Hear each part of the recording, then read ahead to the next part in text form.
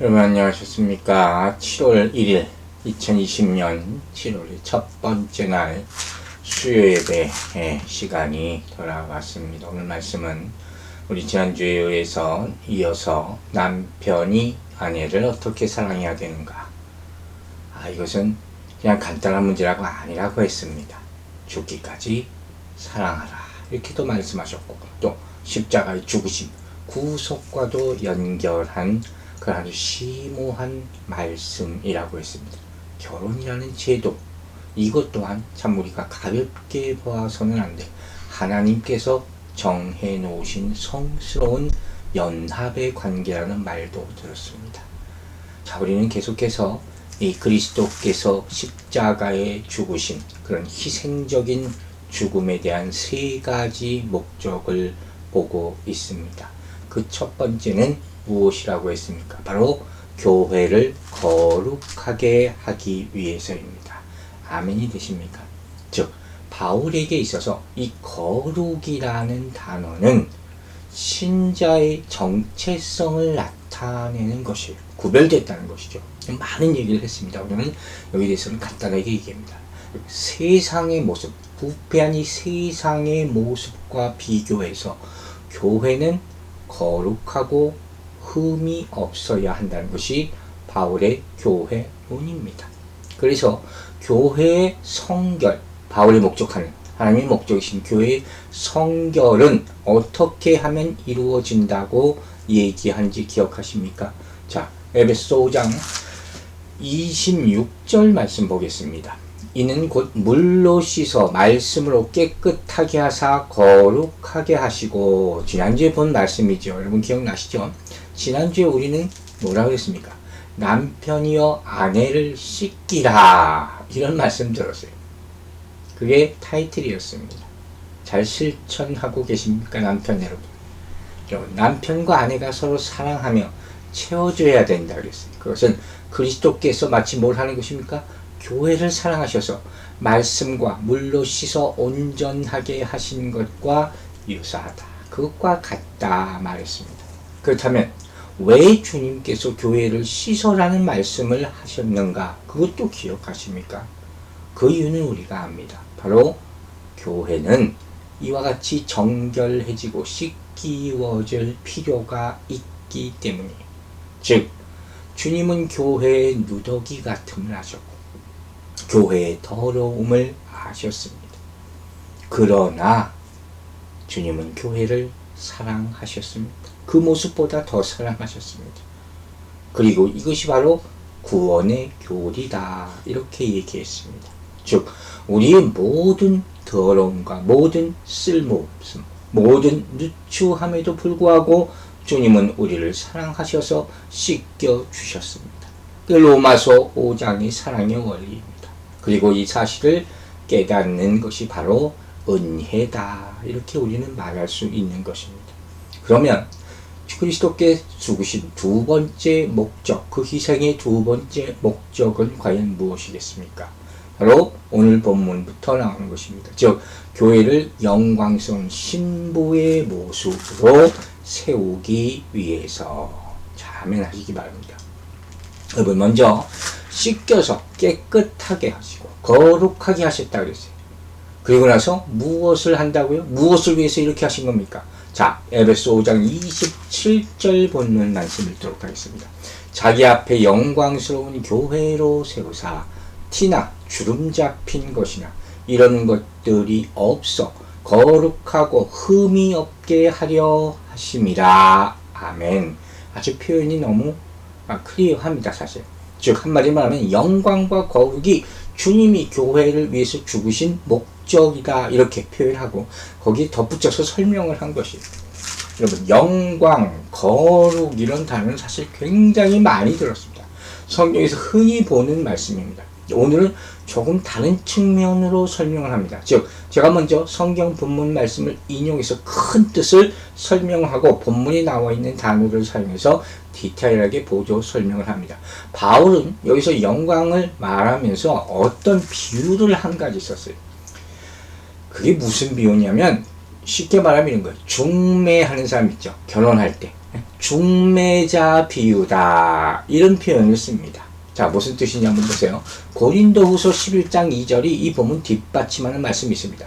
내가 하나님의 열심으로 너희를 위하여 열심을 내노니 내가 너희를 정결한 처녀로 한 남편인 그리스도께 드리려고 중매함이로다. 아멘. 자, 보세요.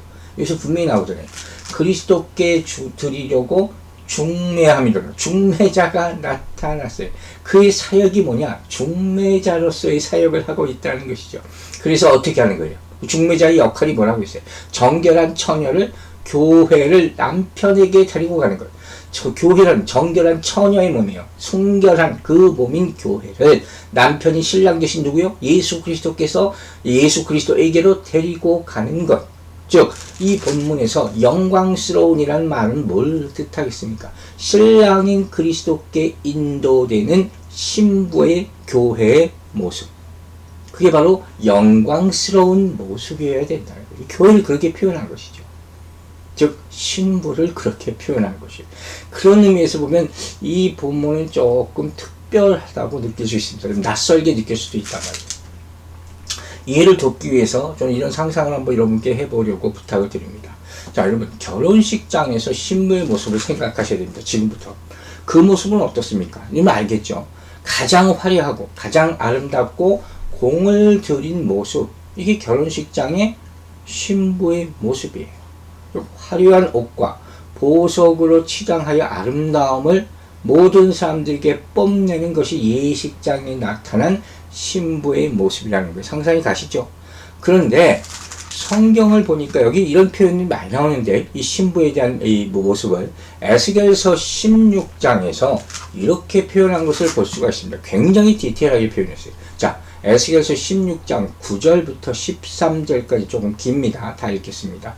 내가 물로 내 피를 씻어 없애고 내게 기름을 바르고 수놓은 옷을 입히고 물돼지 가죽신을 신기고 가는 배로 두르고 모시로 덧입히고 폐물을 채우고 팔고리를 손목에 끼우고 목고리를 목에 걸고 코고리를 코에 달고 귀고리를 귀에 달고 화려한 왕관을 머리에 씌웠나니 이와 같이 내가 금은으로 장식하고 가는 배와 모시와 수놓은 것을 입으며 또 고운 밀가루와 꿀과 기름을 먹음으로 극히 곱고 형통하여 왕후의 지위에 올랐느니라. 하여튼 할 수 있는 치장은 다 했어요. 왕후의 모습과 같이. 이게 신부의 모습이라는 거 얼마나 화려하고 아름답겠습니까? 그런데 이 구절만 읽으면 이런데 그 전에 봐야 돼요. 이렇게 이런 모습이 되기 전에 어떤 모습이었나 아주 충격적인 장면이 나타나고 있습니다. 에스겔서 16장 4절과 5절만 보겠습니다. 내가 난 것을 말하건대 내가 날 때 내 배꼽줄을 자르지 아니하였고 너는 물로 씻어 정결하게 하지 아니하였고 내게 소금을 뿌리지 아니하였고 너를 강보에 싸지도 아니하였나니 아무도 너를 돌보아 이 중에 한 가지로도 내게 행하여 너를 불쌍히 여긴 자가 없었으므로 내가 나던 날에 내 몸이 천하게 여겨져 내가 들에 버려졌느니라. 이거 보세요. 이전에는 이런 모습이었다는 거예요. 이 정도로 변화된 모습이에요. 자, 이렇게 우리가 정말 이번 기회를 다시 생각해 봐야 될 것이 있어요. 이 성경에서 말하는 결혼의 의미라는 것은 특별히 우리 젊은 사람들이 결혼하기 아직 이전의 사람들이 정말 깊이 생각해야 될 것이 뭐냐면 우리가 생각하는 것보다 훨씬 엄중하고 훨씬 높은 레벨이에요. 십자가의 죽음과도 연관되어 있다. 그 정도라는 거예요. 즉 여호와 하나님께서는 그분의 신부를 화려한 옷과 보석으로 치장시켜서 존귀하게 하셨어요. 그리고 아름다움의 광채를 막 바라게 만드실 정도, 영광이라는 이름을 사용할 정도로 그렇게 만드셨다. 이와 같이 이처럼 신랑은 신부를 이렇게 만들어야 한다. 이게 본문의 말씀이라는 거예요. 아마 우리가 이렇게까지 생각을 해보지 않았을 겁니다. 그렇게 받아들이고 이 말씀을 실천해 나가야 한다는 것이. 자, 그럼 이제 내용을 하나하나씩 봅시다. 먼저 바울은 자기 앞에 영광스러운 교회로 세우사 그랬어요. 그래서 자기 앞에는 자기가 자신에게란 뜻이에요. 자기 자신에게. 자기 자신에게 영광이 된다는 뜻이에요. 즉 세우는 교회를 세우는 주체도 머리 대신 예수 그리스도예요. 영광을 받는 세움 받는 대상도 누구를 위한 거예요? 결국 예수 그리스도임을 나타내는 그런 말씀이에요. 상호 관계지만 주체는 그리스도예요. 영광도 그리스도 흘러 받으시는 것이 바로 뭡니까? 신부되는 이 교회라는 거예요. 근데 여기서 세우다 하는 말씀이 뭐냐? 이 말씀을 제가 많이 묵상했어요. 이 말씀을 그냥 주석집 같은 데서 찾아보면 세운다, 그저 드린다 하는 의미가 있어요. 그 글자 그대로 나타내다, 만들다 그런 뜻도 있단 말이에요. 그 본문을 다시 번역하면 이게 무슨 소리냐면 그가 교회를 영광스러운 모습으로 자기 자신에게 드리기 위하여 이런 뜻이에요. 이게 좀 너무 어려워요. 무슨 뜻인지 알겠습니까? 예수 그리스도께서 자기가 만든 교회를 자기 자신에게 드리기 위하여 세우셨다. 이러면 자기 실감도 안 나고 무슨 뜻인지 잘 이해가 어려워요. 그런데 현대어 성경을 보니까 이렇게 되어 있어요. 영광스러운 교회로서 맞아드리려고. 여러분 이제 뭔가 떠오르십니까? 맞아드리려고. 누가 누구를? 신랑이 신부를. 이해가 가시죠 이제? 신랑 되신 그리스도께서 자신의 몸을 희생함으로 누구를? 신부된 교회를 맞아들이셨다. 이게 바로 오늘 말씀의 의미라는 거예요. 즉 여기서 바울이 말하고자 하는 건 무엇이냐? 이와 같이 그리스도가 교회에 맞아들인 것처럼 신부로 남편은 아내에게 아름다움을 구하기만 할 뿐만 아니라 이렇게 당신은 이렇게 좀 이쁘면 안 돼? 쉽게 말하면 이런 거죠. 이런 것이 아니라 아름다운 아내로 세우고 만들어가는 책임이 있다는 거예요. 그러기 위해서 먼저 희생하라. 여러분 제가 이 구절을 보면서 정말 느끼는 게 너무 많아요. 그리고 이 의미를 제가 앞으로 결혼식 주례를 할 기회가 있으면 꼭 신랑 신부에게 들려줘야 되겠다는 생각을 또 하게 됩니다. 에베소 5장, 6장이 정말 깊은 의미를 담고 있다는 것을 많이 얘기를 하는데 이번 기회에 더 많이 깨닫게 되는 거예요. 자, 그러면 우리 쉽게 생각해 봅시다. 어떻게 하면 우리가 부인을, 아내를 영광스럽게 할 수 있겠습니까? 여러분 이런 생각해 본 남편 있으십니까 혹시? 예수님처럼 죽어야 합니까? 그거야 그러면 그럴 수도 있겠죠. 그러나 그건 안 되죠. 자, 세우다는 말에 대해서 비밀이 있다고 그랬어요. 이 세우다라는 말. 여러분 쉽게 한번 생각해 봅시다. 부인을 내 앞에, 내 옆에, 내 뒤에 여러분 어디에 세울 겁니까? 여러분의 삶에 있어서 일반적으로 부인을 자랑하고 싶어하는 분은 얼마나 있을까요? 연애할 때 보면 자기 사귀는 여자친구가 이뻐 보이고 그리고 자랑스러워 보이고 막 보여주고 싶어하는 그런 청년들이 있죠. 아내는 어떻습니까? 이 세우다 하는 말에는 가까이 두다, 곁에 두다 하는 그런 의미가 있다는 거예요. 자, 보세요. 주님은 교회를 자기 앞에 세우셨어요. 왜? 교회의 영광을 강조하기 위해서. 교회가 자기 분신과도 같으니까. 그렇다면 남편들 잘 생각해 보십시다. 부인을 앞에 세울 수가 있겠습니까? 내 영광을 나타내기 위해서 자랑할 수가 있겠습니까? 특별히 우리 한국의 전통적인 사상에서는 부인들은 앞에 걸어가지도 않습니다. 항상 뒤에 줄줄줄 따라갑니다. 여러분, 본문은 얘기합니다. 아내를 영광스럽게 만들고 세웁시다. 내가 영광받아야 되는데 그게 아니라는 거죠. 정말 많이 깨닫고 이번 기회를 통해서 많이 회개하게 되는 그런 말씀입니다. 자, 그리스도의 죽음의 세 번째 목적은 무엇입니까? 바로 교회를 거룩하고 흠이 없게 하기 위해서. 본문이 이렇게 얘기합니다. 사실 이 말씀은 내용상 26절의 반복이라고 할 수도 있어요. 거룩이라는 말이 또 나오니까 결국 같은 의미죠. 그러나 굳이 구분하자면 따로 또 이야기한 분명히 이유가 있을 거 아닙니까? 26절이 교회를 성결하게 깨끗하게 거룩하게 만들기 위한 예수 그리스도의 역사, 활동, 그 사역을 중점적으로 얘기했다면 오늘 이 본문은 뭡니까? 그 결과예요. 예수 그리스도의 사역으로 말미암아 교회의 거룩한 모습에 초점을 맞추고 있다. 이렇게 구분질 수가 있다는 것이요. 자, 그러면 보세요. 교회 하나님의 영광이 나타나면 무슨 일이 생기느냐 하는 거예요. 그걸 보라는 거예요. 뭐라고 되어 있습니까? 본문은 티나 주름 잡힌 것이나 이런 것들이 없이 그랬어요. 뭐라고요? 티나 주름 잡힌 것, 이런 것들이 없다 하는 거예요. 여러분, 영광과 이런 말들이 매치가 됩니까?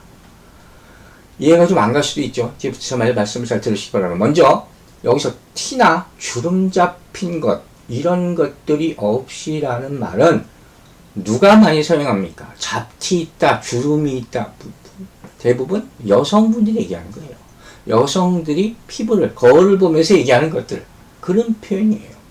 그래서 이 표현을 아주 표면적으로 아주 쉽게 설명을 한다면, 아내들이 자기 외모를 잘 꾸밀 수 있도록 남편들이요, 아내를 잘 돌보고 보살피라. 이런 의미로 우리는 해석할 수 있어요. 아시겠죠? 그러니까 단순히 물론 화장품을 잘 사주라 이런 말은 아니겠죠. 보통 사람들이 얘기하잖아요. 사랑받는 아내는 얼굴에 나타난다. 그죠? 남편 하기 나름입니다. 저도 참 아무것도 못해주면서 말은 잘합니다. 설교 해야 되는 거니까 해야 되겠죠. 자, 여러분, 제가 이 순간에 남편들에게 급질문을 한 가지 해보고 싶습니다. 서로 다 해당되는 거겠지만, 여러분, 남편 여러분들, 아내의 얼굴, 눈을 자세히 본 적이 언제입니까? 매일마다 잘 보십니까? 제가 어제 밥 먹으면서 본문 묵상하면서 오랜만에 이렇게 쳐다본 적이 있었어요. 이상하게 부부는 오래 살면 오래 살수록 시선을 마주치지 않는다 그래요. 왜 그럴까요? 서로 지음죄가 많아서 그러나? 싫어서 그러나? 여러분 지금 한번 봐보세요. 옆에 있으면. 제가 이 수요예배 때 당분간 부부가 같이 들으시라 그랬잖아요. 아내 얼굴이 어떻게 보이나 한번 보세요.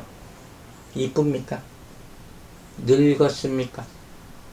본문에는 뭐라고 표현했어요? 티나 주름 잡힌 것들, 이 얘기가 나오죠. 보입니까? 잡티들 보입니까? 주름이 있는 게 보입니까? 여러분, 주름살이 왜 생기죠? 나이가 들었다는 거죠. 어떤 고통과 고뇌의 표시가 주름살로 다 나타나는 겁니다. 그죠? 팽팽했는데 젊었을 때는 윤기가 흘렀는데 이제 그게 없죠. 그러면 어떻게 할 겁니까? 성형수술 해줄 겁니까? 그 얘기는 아니죠. 여러분, 바울 사도가 여기서 이 잡티, 주름 이런 것들을 하는 이유는 뭘까요? 교회에 대해서는 뭘 의미하는 말일까요? 여기 티는 결점이에요. 얼룩이죠. 그죠? 흠이죠. 주름 잡혔다는 것은 뭡니까? 바로 구김살이 있다는 거예요. 인생이 구김살. 그렇죠? 이 두 단어 모두 본문에서는 비유적으로 쓰인 단어예요. 즉 도덕적, 영적인 결함에 대해서 얘기하는 거예요. 다 크게 보이는 거예요. 그렇죠? 그러면 이것은 바울 사도가 의도하는 바는 결국 뭡니까? 교회란 말이에요. 즉 교회는 많은 주름살을 가지고 있다는 거예요. 많은 티와 흠을 가지고 있다는 거예요. 그러면 어떻게 하라는 겁니까? 성형수술을 하면 됩니까? 누가 교회를 성형수술을 해줄 수가 있습니까? 그러면 교회는 어떻게 해야 된다는 겁니까? 말씀에서 찾아야죠. 자, 시편 110편 봅시다. 3절 말씀 이렇게 나와 있어요. 주의 권능의 날에 주의 백성이 거룩한 옷을 입고 즐거이 헌신하니 새벽 이슬 같은 주의 청년들이 주께 나오는도다. 아멘.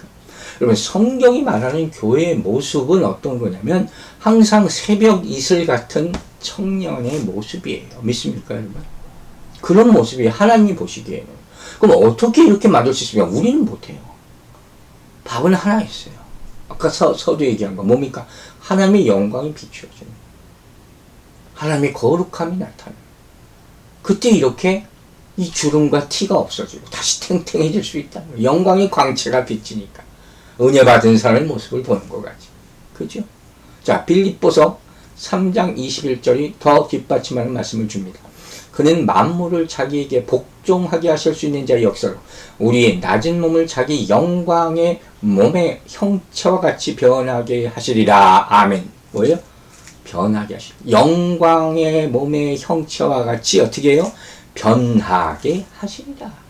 우리는 못해요. 어떻게 갑자기 하루아침에 탱탱하게 만들 수 있습니까? 그러나 하나님의 영광이 변하게 해 주실 줄로 믿으시기 바랍니다. 그래서 본문에 영광스러운 교회를 세우사라는 말이 먼저 나타나고 있는 것이에요. 즉 하나님의 영광이 비춰줘야 돼요. 괜히 건 교회의 응아니에요. 고린도후서 4장 6절이 이렇게 표현합니다. 어두운 데에 빛이 빛이라 말씀하셨던 그 하나님께서 예수 그리스도의 얼굴에 있는 하나님의 영광을 아는 빛을 우리 마음에 비추셨느니라. 할렐루야. 이 말씀이 꼭 이루어져 나타나게 되기를 주의 이름으로 축원합니다. 자, 그런데 바울은 또한 뭐라 그랬어요? 흠이 없게 하려 하십니다. 이 말도 덧붙입니다. 흠도 없대요. 흠이 없다는 것은 하나님 앞에서 부끄러움이 전혀 없다는 거예요. 이게 가능합니까? 에베소 1장 4절에서 우리는 벌써 이 말씀을 본 적이 있어요. 곧 창세전에 그리스도 안에서 우리를 택하사 우리로 사랑 안에서 그 앞에 거룩하고 흠이 없게 하시려고. 여러분, 세상에는 완벽한 아름다움이 없어요. 있을 수가 없어요. 항상 부족한 게 있죠. 아무리 미인들이라 그래도요, 사람들이 꼭 물어봐요. 미스코리아나 이런 어메리카나 이런 나오는 사람들한테 무슨 고치고 싶은 것이 있어요? 왜 그런 질문을 왜 합니까? 성형외과 잘 되라고? 완전할 수가 없기 때문이죠. 근데 여기서 말하는 흠이 없다는 건 뭡니까? 꼭 거룩하다는 거예요. 거룩하다. 이 구원받은 성도가 성화의 측면에서 점점 누구를? 그리스도를 닮아가는 것. 이 모습이에요. 이게 거룩이고, 이게 영광이고, 이게 흠이 없다는 거예요.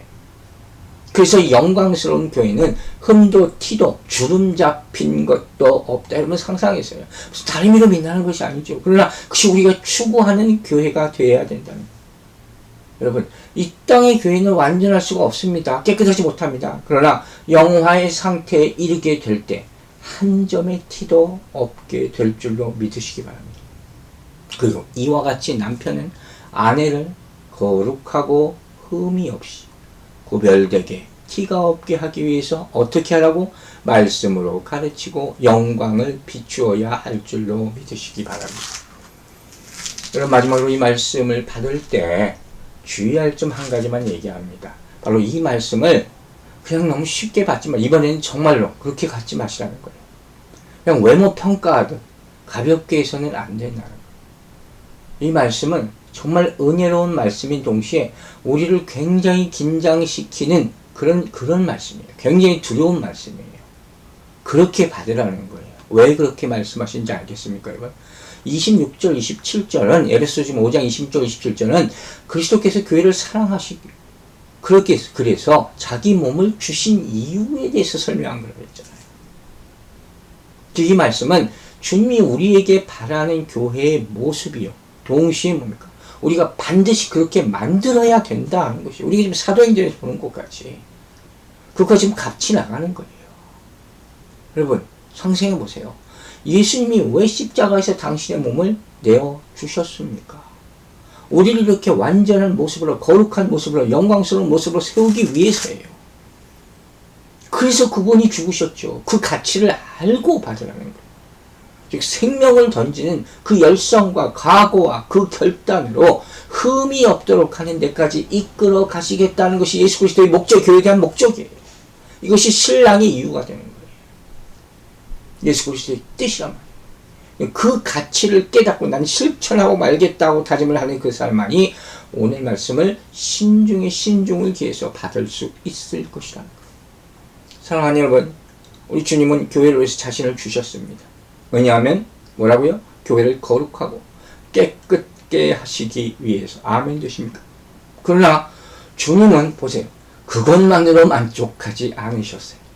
여러분, 이 얘기는 성화의 과정이 계속 이어지는 겁니다. 그분은 교회가 영광스러운 교회가 되기를 원하셨습니다. 구속이 있고 영광이 있습니다. 그 앞에 점도 티도 주름 잡힌 것도 없는 영광스러운 교회를 나타나기를 바라셨습니다. 계속 성화에 나갑니다. 그리고 또한 뭐라고 얘기합니까? 에베소 5장 28절 말씀 이어집니다. 이와 같이 남편들도 자기 아내 사랑하기를 자기 자신과 같이 할지니 자기 아내를 사랑하는 자는 자기를 사랑하는 것이라. 그럼 말은 그렇게 어려운 말이 아니에요. 28절. 자, 봅시다. 먼저 본문을 보면 이와 같이라는 말로 시작돼요. 이와 같이가 뭔지 한번 여러분 다시 돌아보시기 바랍니다. 이게 항상 연결이 되지 않으면 어떻게 돼요? 다 잊어버렸다는 얘기예요. 그러면 그 의미가 없어요. 바로 우리가 앞에서 봤던 25절부터 봤던 그런 말씀이죠. 아내에 대해서 남편이 보여야 할 사랑의 모델이 누구예요? 예수 그리스도. 교회에 대해서 그리스도께서 보여주신 사랑이라는 거예요. 25절의 내용을 계속해서 지금 반영하고 있다는 거예요. 그럼 어떻게 사랑하라고 28절에서 첨가해서 강조하고 있냐는 거예요. 어떻게요? 자기 아내 사랑하기를 어떻게? 자신과 같이 사랑하라. 자, 여러분 쉬워요? 어려워요? 한번 생각해 보세요. 대답해 보세요. 오늘 말씀 제가 그랬어요. 가벼운 말씀이 절대 아니라고 그랬어요. 이건 명령이에요. 의무예요. 즉, 뭐뭐 할지니 본문에서 얘기해 있잖아요. 이 할지니라는 말은 은혜를 줬다는 의미를 가지고 있어요. 빚졌다는 게 결정적으로. 저도 이번에 처음 알았어요. 빚을 졌다는 거예요. 그렇게 사랑해야 할 의무를, 빚을 지고 있으니까 이거 반드시 갚아라. 빚진 자의 의무예요. 즉 오늘 이 말씀 가운데는 남편들은 다 빚을 졌다는 거예요. 여러분 남편이요. 빚진 사람으로 살아가시기 바랍니다. 하나님께 진 빚을 어떻게 하라는 거예요? 아내에게 갚으라는 거예요. 그럼 과연 어떻게 그 빚을 갚아야 되겠습니까? 자, 먼저 제가 묻습니다. 얘기를 쉽게 풀어가려고 하는데 여러분 자신을 사랑하십니까? 여러분 자신을 사랑하시기 바랍니다. 여기서부터 시작해야 되는 거예요. 즉, 자신을 결코 포기하거나 비하하지 마시고 절망하지 마시기 바랍니다. 지난 인생이 아무리 어려웠을지라도 오늘 이 시간부터 하나님께 내 인생을 다시 맡기시고 새로운 인생을 살게 해달라고 기도하시기 바랍니다. 그러면 길을 하나님은 반드시 열어주실 줄로 믿습니다. 말씀은 약속입니다. 여러분 붙잡으시길 간절히 기도합니다. 여러분 제가 왜 이야기를 하겠습니까? 자신을 사랑하지 않는 사람은 하나님의 사랑을 몰랐다는 얘기예요. 하나님의 사랑을 모르는 사람입니다. 28절의 말씀, 자기 자신과 같이 이 말씀을 도저히 이해할 수도 없고 시작할 수도 없습니다. 그래서 저는 이 말씀을 그냥 형식적이 아니라 좀 더 깊이 깨우치기 위해서 자세히 보려고 하는 거예요. 여러분 바울이 이렇게 표현했어요. 남편들도 자기 아내를 사랑하기를. 저는 이번에 이 본문을 다시 묵상하면서 자기 아내라는 말에 시선이 딱 멈춰졌어요. 저는 못 봤던 거예요. 자기 아내, 이 말의 의미 뭔지 아시겠죠? 그래서 자기 아내라는 것은 뭘 의미합니까? 내 자신, 자기 자신을 위해서 무엇을 하는 사람이에요. 그 아내라는 거예요.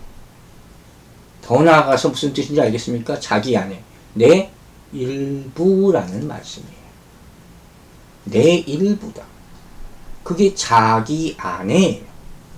그러면 어떤 말씀이 여러분 딱 생각나십니까? 저는 창세기 1장이 딱 떠올렸어요. 창세기 1장 22절, 23절 여러분 기억하는 말씀이죠. 여호와 하나님이 아담에게 취하신 그 갈빗대로 여자를 만드시고 그를 아담에게로 이끌어 오시니. 이제 아시겠죠? 23절에 뭐라 그랬습니까? 아담이 이르되 내 뼈 중에 뼈요 살 중에 살이라. 이것을 남자에게 취하셨은즉 여자라 부르리라 하니라. 아멘. 여러분 이제 묻습니다. 여러분의 아내는 자기 아내입니까? 갈비뼈 맞습니까? 여러분 몸의 일부가 맞습니까?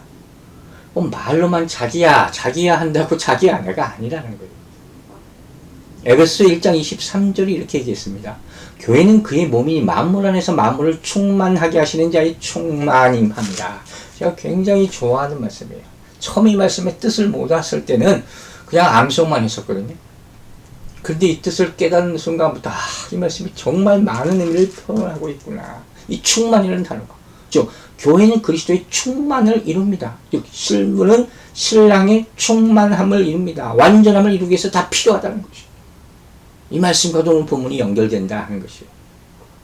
또 본문이 뭐라고 했습니다. 자신과 같이라는 것, 즉 내 몸과 같이. 여러분 내 몸과 같이 사랑하는 건 뭘 의미합니까?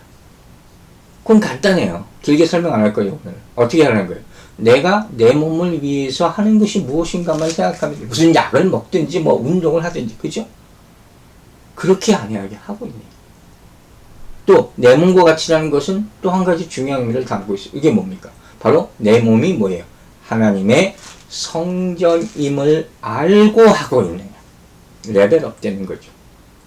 내 몸이야 내 맘대로 할 수 있지 않으면 하나님의 성전이라 생각하면 대하는 것이 달라질 수밖에 없습니다.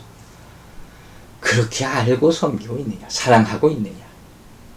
그래서 바울이 얘기하는 거예요. 결국 자기 아내를 사랑하는 것은 뭡니까? 자기 자신을 사랑하는 것이다. 즉 바울은 잘 되세요. 여기서 말하는 것은 아내를 다른 인격으로 보지 않고 나와 한 몸을 이루는 연합체로서 이해하고 믿고 있다는 거예요. 그리고 이러한 생각은 어디서부터? 창조의 원리의 근거를 두고 있다는 것이죠. 그러므로 남편이 아내를 사랑하는 것은 이타적인 사랑, 희생적인 사랑, 이런 거 얘기만 하잖아요. 이타적이고 희생적인 사랑. 이 말하기 이전에, 아시겠어요? 이게 포인트예요. 이전에, 어떻게? 제 몸 같이. 즉, 사람이 자기 몸을 아끼고 보살피듯이 이렇게 사랑하는 거예요. 너무 자연스럽고, 너무 당연한 것이죠. 그죠? 내 자신을 포기하지 않는 사람은 당연히 내 몸은 돌보니까. 한번 생각해 볼 필요가 없으니까. 여러분, 우리말에도 부부를 가리켜서 일심동체라 이렇게 부릅니다. 아시죠? 마음도 하나요, 몸도 하나라는 뜻이에요. 부부 사이는 촌수가 없어요. 하나이기 때문에. 아내는 남편의 뭐라고요? 몸의 일부예요. 몸이요.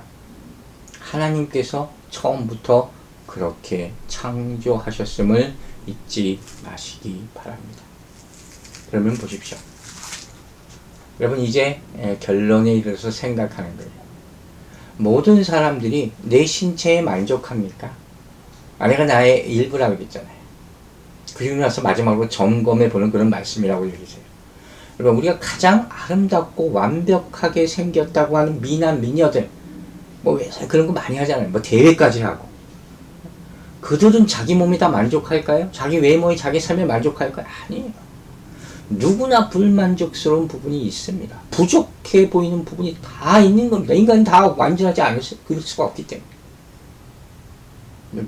사람에게는 모두 다 부족하게 보이고 심지어 혐오스럽게까지 보이는 부분들이 다 있어요. 하지만 이제 잘 들어보세요. 그것으로 인하여 사람이 자기 몸의 일부를 떼어버립니까? 여러분 그렇게는 안 합니다. 우리가 몸이 아플 때 너무 막 아프면 이거 없어봤으면 좋겠다 그런 생각을 간혹 할 수도 있어요. 그런 병도 있더라고요.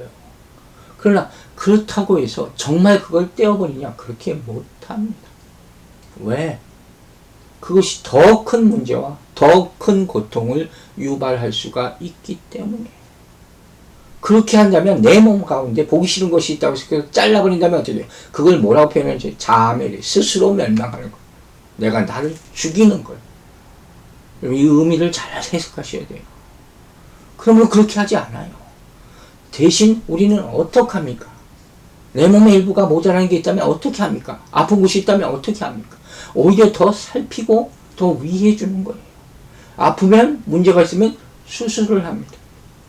그리고 더 좋은 상태로 만들기 위해서 좋은 약을 사서 복용을 합니다. 약해진 부분이 있으면 막 운동을 해서 강하게 만들려고 하고 좋은 음식을 먹어서 보양을 하려고 합니다. 그래서 온전하게 만들려고 하는 것이죠. 그러면 그렇게 되고 나면 우리 스스로 우쭐해 합니까? 자랑스러워하고 생색을 냅니까? 아니에요. 그렇게 되면 어떻게 합니까? 그런 과정을 통해서 스스로 행복해지는 것이에요. 이 원리를 깨닫게 되기를 바랍니다. 그 일부가 바로 뭐야? 아내라는 거예요. 여러분, 남편의 아내 사랑이 바로 이러한 것이라고 바울 사도는 설명하고 있습니다. 여러분, 아내의 만족 없이 남편의 만족은 있을 수가 없습니다. 아는 분은 아실 겁니다. 아내의 행복 없이 남편의 행복도 있을 수가 없습니다. 아내의 건강 없이 남편의 건강도 없습니다. 그것이 부부관계다 하는 얘기예요. 여러분, 이 비밀을 깨달으셨습니까? 비밀도 아닙니다. 다 깨닫게 되기를, 다 행복하게 되기를 주의 이름으로 축원합니다. 결론입니다. 이와 같이 바울 사도는 그리스도께서 하늘 보좌를 포기하셨기에 그리스도의 교회와 그 교회와의 관계가 맺어졌다 하는 것을 얘기함으로써 남편이 자기 기득권을 포기함으로써 피차 복종하는 부부 관계를 이루라고 가르치고 있는 것입니다. 이것이 주어진 말씀이에요. 여러분, 복음은 남편과 아내의 관계에서부터 변화시킴으로 말미암아 세상을 바꿔나가기 시작하는 능력이 된다 하는 것임을 믿으시기 바랍니다. 사랑하는 여러분, 그리스도께서 교회를 위해서 당신을 주신 것에 얼마나 큰 사랑이 담겨져 있는지 우리는 조금은 압니다. 그리고 그 사랑의 결정체가 십자가라는 것도 압니다. 그러므로 그분께서 십자가를 지신 것처럼 남편들은 아내의 연약함을 짊어지고 끝까지 사랑해야 할 것입니다. 자기 자신을 사랑함 같이 아내를 사랑하라. 기도하겠습니다. 하나님 아버지, 감사합니다. 남편과 아내의 관계에 대한 말씀이 계속 이어지고 있습니다. 우리 삶에 있어서 가장 기본적이고 중심되고 깊은 영적인 의미가 있는 이 말씀들을 묵상하면서 우리의 생각들을 변화시켜 주시고, 그런 말미암아 가정과 공동체와 사회가 변화되는 놀라운 능력이 나타나게 하여 주시옵소서. 우리 마음 가운데 악한 것들이 참으로 많사오니 예수의 보혈로 깨끗게 하여 주시고 말씀으로, 말씀의 검으로 제거하여 주셔서 서로가 사랑하는 원만하고 아끼는 관계 가운데 하나님께 영광 돌리는 부부의 관계, 그리고 교회를 만들어 나갈 수 있도록 축복하여 주시옵소서. 한 주간 실천하게 하여 주시고, 그런 말미암아 하나님께 큰 영광 돌리게 하여 주실 줄로 믿고 감사드리며 예수 그리스도의 이름으로 기도했습니다. 아멘.